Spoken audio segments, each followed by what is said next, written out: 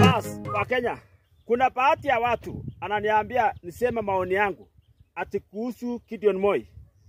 Ati Gideon Moi alikuwa kwa upinzani, sasa ameingia kwa serikali. Sasa mimi nataka niwaulize wa Kenya wenzangu. Gideon Moi alikuwa upinzani wapi? Kwa sababu mimi ndio the first Kalenjin to oppose Ruto iko hapa baba. Ule mkalanjini wa kwanza naitwa Korir. Wapi Korir? Wapi Korir?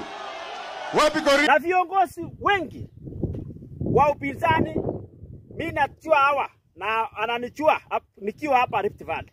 Tumewahi kukutana na huyu na huyu na huyu na huyu na Wakenya wengi wananichua. Na kwanza nikiwa upinzani, mtu mwenye alikuwa karibu na sisi watu wa Rift Valley ni Papu Owino, ndio alikuwa anasimama na sisi hapa Rift Valley. Hata wakati Rigathi Gachagua alikuja na akasema ati kila mtu asanye watu eneo lake, nikajaribu kutafuta Rigathi Gachagua tuongee na yeye, niulize yeye, wewe umesema kila mtu asanye watu wa eneo lake, na sisi watu wa Rift Valley tunasanywa na nani? Kwa sababu nilikuwa najua viongozi wote wale ambao simama MCA, MP wote wataingia kwa Kasongo. Wenye anapaki na wa Kenya ni wa Kalenjin raia ambao sio viongozi. Nikatafuta Rigathi akaangumu. Wengine anasema yeye ni mkabila, mimi sijathibitisha, lakini nilijaribu kutafuta ikaangumu. Sasa mimi nashangaa mkikuja kusema ati Gideon Moi alikuwa kwa upinzani. Ni nani amewahi sikia Gideon Moi akiongelea mambo na upinzani? Ni nani?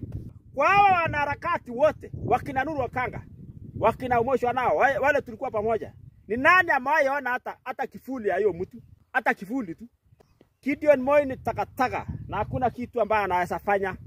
Gideon Moi si kitu, si mtu, hiyo ni manguo tu, hiyo ni ngozi. Hata ukiondoa china ya marehemu, hiyo Moi, hiyo china Moi, huyo jamaa atakuwa amebaki na nini?